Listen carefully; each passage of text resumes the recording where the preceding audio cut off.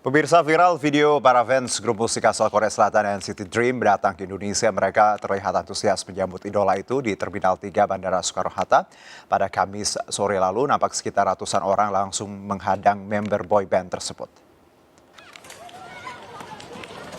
Ya, para fans NCT Dream ini sudah rela menunggu idolanya di Bandara Soekarno-Hatta sejak subuh. Mereka tidak ingin melewatkan kesempatan emas tersebut menyambut langsung sang idola yang baru tiba di Indonesia. Para fans NCT Dream yang mayoritas adalah anak muda langsung menyerbu dan melihat kedatangan idola mereka. Selain itu, tak sedikit para fans NCT Dream menginjak-injak rumput dan hampir merusaknya. Tak peduli apa yang mereka pijak, terpenting bisa menyaksikan langsung idolanya baru saja tiba di tanah air.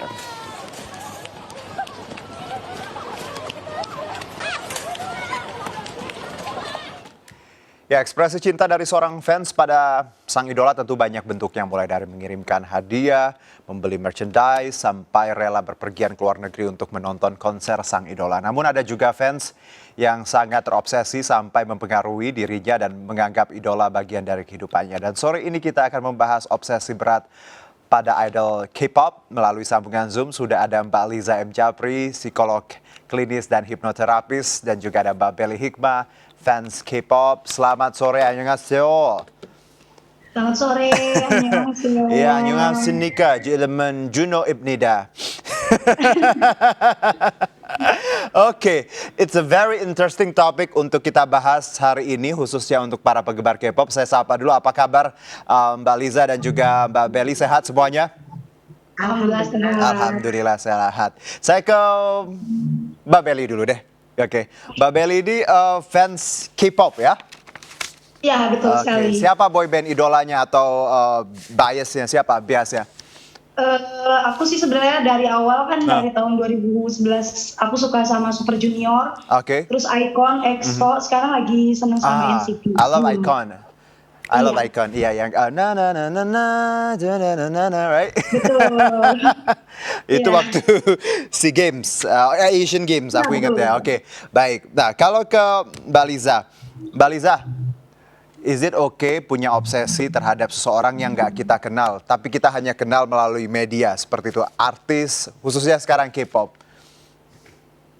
Ya, sebenarnya kita harus membedakan ya antara fans sama fanatik gitu ya. Jadi kalau kita dari sisi psikologi sendiri, setiap orang itu kan memang butuh mencari fit in-nya gitu. Ini masuk kemana, terus kayak mencoba untuk ya mungkin sama seperti halnya kayak peer pressure lah ya gitu. Kita harus sama kayak dunia di luar karena kan kita masih makhluk sosial. Jadi kita memang mencari kesamaan tersebut. Dan kebetulan ada hal-hal yang mungkin ditawarkan dalam tanda kutip dari entah itu kelompok band, entah itu atlet, entah itu komunitas tertentu yang kita rasanya klik dan kemudian kita jadi ngefans gitu kan. Nah, itu nggak apa-apa gitu. Memang itu adalah satu proses psikologi yang sangat normal sebagai makhluk sosial. Nah, menjadi tidak oke gitu kan, menjadi mulai kelewatan gitu ketika mulai masuk jadi fanatik nih. Fanatik yang seperti itu ada obsesi yang berlebihan. Dalam arti mungkin sampai menguntit, sampai kemudian ya persis kayak tadi mungkin sampai nggak lihat tuh injak-injak rumput, ngerusak fasilitas.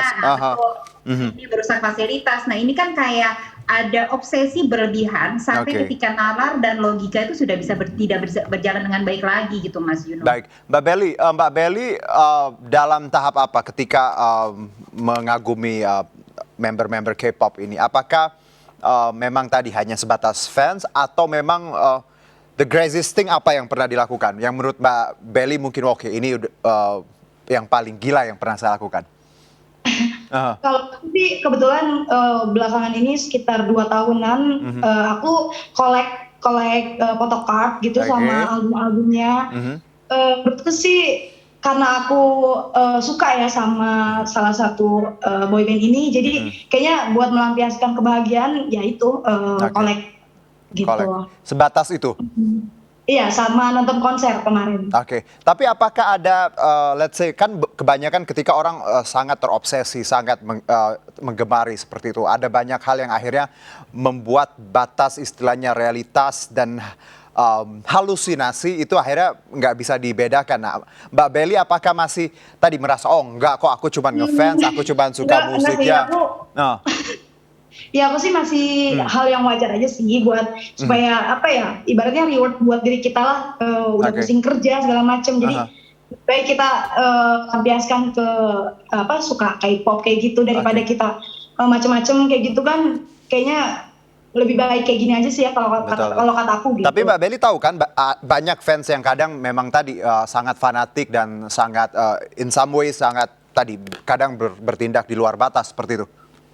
Ya, kayak yang kemarin juga kan di stasiun itu kan bener-bener kayak bener-bener apa ya, simulasi ketemu zombie kali ya. Iya, itu itu yang bener-bener disebut. bagus banget karena sebelumnya sudah di Twitter tuh sudah diomongin gitu. Jangan sampai datang ke bandara karena kasihan sama idol K-popnya juga ya kan, sampai akhirnya mungkin pihak penerbangan Garuda itu segala macam atau pihak-pihak sana jadi membuat jalur VIP, jadi percuma juga, mereka nggak akan ketemu juga gitu. Betul. Karena udah tahu situasi di bandaranya. Oke, baik. Saya kembali ke Mbak Liza bahwa ada banyak tipe fans ya. Ada yang menganggap ya tadi saya suka karena memang punya value yang bagus, punya sesuatu yang menarik. Ada yang tadi merasa bahwa memiliki. Nah, kalau kita lihat kejadian kemarin Mbak Liza, apakah ini sesuatu yang memang sudah di luar batas? Apakah ini masuk kategori ada yang disebutkan celebrity worship syndrome? Apakah ini sejenis itu? Sebenarnya sudah mulai bisa ya. Saya tentu tidak mengatakan bahwa semua fans NCT gitu kan seperti itu gitu kan ya. Tapi memang ada beberapa yang sepertinya sudah masuk kepada worship syndrome tersebut gitu. Yang tanpa sudah jelas-jelas dikatakan bahwa mereka nggak akan bisa ketemu juga di bandara. Dan kemudian kan akan membuat kericuhan, kerusuhan seperti yang kita lihat sama-sama ya. Ada batas memang yang harus kita perhatikan antara fans dengan fanatik dan kemudian mengagumi dan senang dengan karya mereka sampai kemudian pada worshiping yang kemudian sudah tidak nalarnya berjalan dengan baik gitu. Nah, ini kan sebenarnya membuktikan untuk mereka-mereka yang masuk kepada yang worshiping ya, tipe yang worshiping ini mungkin ada satu kekurangan di dalam diri, biasanya memang gitu. Ada satu kekurangan di dalam diri gitu kan yang kemudian mereka bisa diisi oleh si idolanya ini gitu, yang rasanya cocok gitu kan, yang rasanya pas, yang rasanya tuh harus bisa ketemu, yang akan ada kekurangan kita mencari kompensasi di para idola-idola ini yang kemudian rasanya match banget dan terisi dan kemudian hidup terasa lengkap. Tapi balik lagi harus kita sadari ini kan bukan dunia nyata ya, apa yang mereka bayangkan ya. Jadi ada yang dunia ideal yang mereka ciptakan, ada yang dunia nyata yang mereka harus hadapi gitu kan. Nah, ini sepertinya ada chaos gitu di antara kedua batas tersebut yang mengakibatkan terjadi yang seperti terjadi kemarin. Dan kalau kita bicara dunia yang mereka kadang tidak sadar ya mana yang nyata, mana yang tadi di luar realitas. Kadang mereka juga kita tahu beberapa fans sangat fanatik akhirnya menghalangi kebahagiaan idolanya, mau ngedate siapa idolanya pun harus tadi mereka pun harus suka atau nggak suka, terus bicara juga bagaimana mereka tadi terkait hal-hal pribadi. Kadang mereka terlalu intervensi ya. Mbak Liza, ini juga salah satu contoh bahwa mereka mulai tadi agak jauh, too far gitu, melangkah.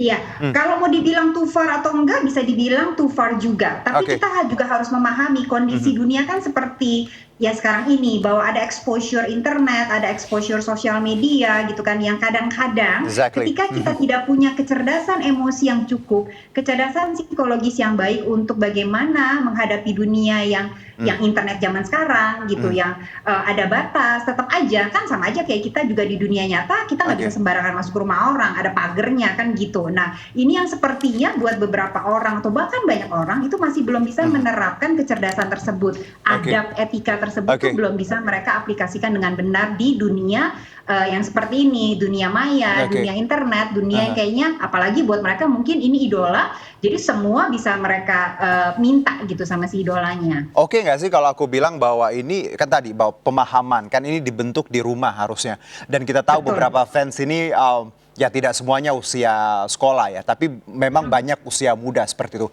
Dengan kata lain bahwa orang tua, pemahaman tadi, lingkungan, ini penting sekali dalam membentuk pola pikir bahwa anak-anak tadi kalau fans menggemari it's okay, tapi bukan berarti kita sampai tadi terlalu jauh seperti itu. Berarti rumah di sini penting sekali ya, Mbak Liza ya perannya. Saya rasa tidak hanya rumah ya. Okay. Kalau kita berbicara pada tumbuh kembang anak dan remaja, itu kan sebenarnya banyak faktor yang terlibat ya, Mas. Okay. Itu ada faktor rumah, orang tua tentunya, ada faktor guru, ada faktor lingkungan, ada faktor kadang-kadang mungkin kakaknya yang sudah lebih tua mungkin, yang sudah bisa lebih mendampingi gitu ya. Nah ini memang ada banyak faktor yang terlibat. Cuman kendalanya yang sering kali ditemukan gitu, malah lingkungan tersebut yang tidak bisa memberikan pendampingan itu. Antara mereka sendiri juga jadi fanatik terhadap kelompok bandnya gitu, bisa juga gitu kan. Atau kemudian bisa saja tidak menyadari dengan kecenderungan bisa ada fanatisme yang berlebihan seperti ini pada anak dan remaja mereka gitu. Nah ini yang kita sama-sama harus saling mengedukasi, mengingatkan bahwa possibility hal seperti ini ada sekarang dengan exposure dunia yang semakin lama semakin tanpa batas gitu. Nah ini yang harus kita sadari dan kita edukasi bersama sebenarnya. Oke, saya ke Mbak Belly. Mbak Belly ini anggota NCitizen ya, betul? Betul. Oke, cabang mana? Tangerang. Tangerang, aduh sama dong, saya Tangerang juga. Oh iya. Oke, baik. Nah, kalau bicara NCitizen ini, apa hal mungkin yang menurut Mbak Belly agak terlalu kurang baik yang pernah dilakukan komunitas ini atau komunitas lain yang membuat Mbak Belly kadang ngerasa waduh ini udah mulai nggak bener nih, harusnya kita nggak gitu, gimana? Ada pengalaman? Kalau menurut aku sih ya seperti yang kalian bilang itu kan, jadi kita tuh nggak usah berlebihan aja sih. Yang penting kita tahu porsinya masing-masing. Kayak kita suka sama dia, terus nggak boleh yang namanya solo stan. Kayak misalnya kita sukanya sama Jeno aja, itu nggak bisa karena satu grup itu ya nggak cuma satu gitu. Mereka semuanya sama gitu loh. Kalau aku sih kayak gitu, nggak usah berlebihan aja sih intinya. Oke, dan ini penting. Nah, kalau Mbak Belly bisa memahami bahwa nggak bisa berlebihan, bagaimana Mbak Belly mendapat pemahaman ini untuk diri sendiri? Siapa yang, let's say mungkin meng-educate atau memang tadi Mbak Belly merasa bahwa ya saya nggak perlu diajaran juga udah tahu mana yang harus saya lakukan dan tidak kepada idola saya? Iya, kita kan sebenarnya kita suka K-pop juga, otomatis kan ada positifnya ya dari mereka itu. Mereka nggak selalu negatif, mereka bikin kita termotivasi dengan segala sikapnya dia, attitude-nya dia. Jadi kita jadi terbawa dengan ininya dia, sikapnya dia. Kita tahu dia kayak gimana. Jadi menurut aku yang penting attitude sih, jaga attitude, terus nggak boleh yang gegabah kayak kegaduhan kayak tadi di bandara. Terus kita ikutan konser aja, kalau datang konser tuh harus wajib banget yang namanya ikutin aturan gitu, aturan sistem dari konsernya gitu. Baik, kalau kita bicara value ya Mbak Belly dan Mbak Liza, bagaimana sebenarnya K-pop ini luar biasa. Mereka, saya baca, butuh 20 tahun untuk menyiapkan semua hal yang berbau Korean Wave ini, dan kita tahu bahwa mereka juga mengajarkan persisten, disiplin, dan hal-hal tadi proses yang dilewati setiap anggota. Jadi kalau kita bicara value memang tidak bisa dipungkiri bahwa bagaimana Korea memproduksi ini semua dan akhirnya bisa berhasil. Nah, kalau Mbak Belly sebagai fans, apa yang Mbak Belly lihat the good things about K-pop, khususnya NCT dan tadi Icon dan lain-lain? Apa yang membuat Mbak Belly bahwa wah ini contoh yang baik nih buat saya? Apa ya, aku sih ngerasa kalau mereka tuh bikin kita bahagia aja, walaupun cuman ngeliat di foto atau di video, itu yang bikin kita jadi tiba-tiba mood kita jadi baik gitu sih. Jadi good vibes ya, positivities ya. Kenapa tidak? Kalau orang ada sesuatu yang bisa membuat kita bahagia, happy, mood bagus, ya kenapa enggak? Nah, satu Mbak Belly, sebelum saya ke Mbak Liza, barang yang paling mahal Mbak Belly punya apa? Album sih. Kenapa? Apa? Iya, ini kenapa paling mahal? Harganya atau belinya, prosesnya seperti apa? Iya, prosesnya kan PO-nya itu sekitar 2 bulanan kan, paling lama tuh gitu. Itu harganya kalau nggak salah 500.000 sih, album Jeno. Baik, itu masih. Itu aja sih yang paling mahal. Masih ya. Masih lah, iya. Tapi itu kalau di pasaran bukan itu ya yang paling mahal ya? Banyak ya pastinya ya? Banyak. banyak Oke. sih. Kadang nggak sesuai logika kadang ya harganya ya, Iya, pasti ya. betul. Nah, Mbak Liza, bahwa kita penting punya value untuk ketika kita mengidolakan seseorang ya. Seberapa penting sih bahwa idola kita atau sesuatu yang kita gemar ini memang punya dampak positif kepada kita, dan apakah K-pop juga sebenarnya kalau kita telah memang tadi bisa mengajarkan kita banyak hal-hal positif. Kalau Mbak Belly kan bilang bahwa beliau nonton K-pop, menyukai K-pop, bikin dia senang, happy, dan why not for me?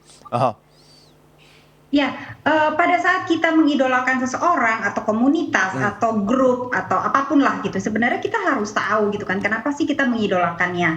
Apakah memang sesimpel ya seperti kayak kata Mbak Belly gitu ya, senang Bikin aja happy. tiap dengar lagunya tuh bahagia gitu segala macam, itu ada memprovok rasa bahagia dari dalam dan itu memberikan kita rasa happy gitu kan, dan ada keuntungannya lah buat kita. It is good, tapi kan bagaimanapun juga Mbak Belly itu kan masih ada nalar yang jalan, bahwa dia masih membeli yang secukupnya lah dalam tanda kutip, kemudian berperilaku juga masih harusnya nggak serusuh itu, karena beberapa orang tidak menyadari bahwa apa yang seseorang yang mereka idolakan itu belum tentu seindah itu aslinya kan gitu. Tetap aja mereka pasti punya baggage-nya sendiri, tetap aja mereka punya flaws, kekurangannya sendiri gitu kan. Nah, ini yang kadang-kadang si para fanatik ini lupa gitu kan, menyadari hal tersebut. Jadi kemudian sangat terobsesi, dan sehingga ketika sesimpel idolanya salah pakai baju aja itu bisa dimarahin, karena kan harus disadari idola mereka tuh bukan orang yang sempurna. Yang mereka idolakan sebenarnya adalah sosok sempurna dari orang tersebut.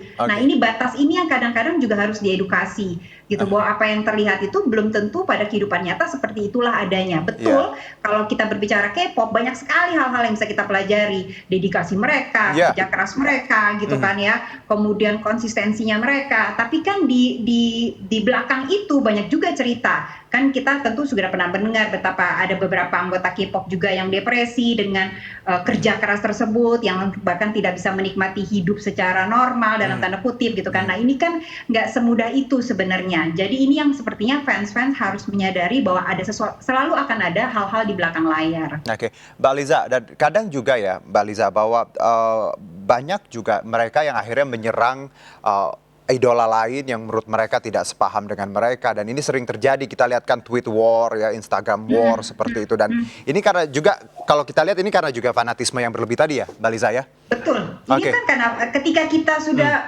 yakin sama seseorang gitu kan, dan kemudian nalar logika itu sudah tidak bisa berjalan dengan baik, ya kita ngelihatnya sangat black and white sekali gitu. Padahal daerah abu-abu itu bisa sangat banyak, dan cerita itu bisa banyak sisinya gitu. Nah, bagaimanapun juga kalau misalnya kita sama-sama mengedukasi melalui MNC News ini gitu ya, tetap harus dibangkitkan kesadaran, selalu ada banyak cerita, ada sisi cerita gitu kan dari setiap idola yang mereka idolakan gitu kan ya. Banyak ada juga bahwa yang mereka idolakan itu tidak sesempurna itu. Jadi tetap gitu kan, nalarnya, logikanya, analisa yang berfungsi dengan baik itu tetap harus diaktifkan juga.